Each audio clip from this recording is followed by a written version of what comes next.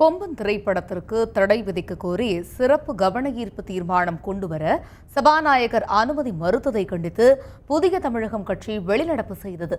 சாதி கலவரங்களை தூண்டும் வகையில் எடுக்கப்பட்டுள்ள இப்படத்திற்கு தடை விதிக்க வேண்டும் என்று செய்தியாளர்களிடம் பேசிய கட்சியின் தலைவரும் சட்டப்பேரவை உறுப்பினருமான டாக்டர் கிருஷ்ணசாமி வலியுறுத்தினார்.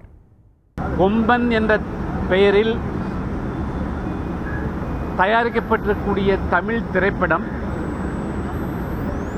பல்வேறு தமிழ் சாதி மக்களை குறைத்து மதிப்பிடுவதாகவும் தாழ்த்தி பேசுவதாகவும் இடம்பெற்றக்கூடிய பல்வேறு வசனங்கள், காட்சிகள், அதனுடைய பெயர் தமிழகத்தில் சாதி கலவரங்களை உருவாக்குவதற்கு வாய்ப்பாக அமைந்துவிடும்.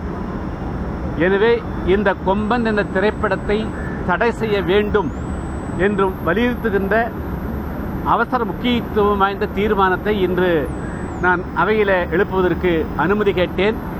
எனவே பேரவைத் தலைவர் அவர்களுக்கு அனுமதி மறுத்தார்கள். எனவே அதை கண்டித்து நான் இன்று வெளிநடப்பு செய்திருக்கிறேன்.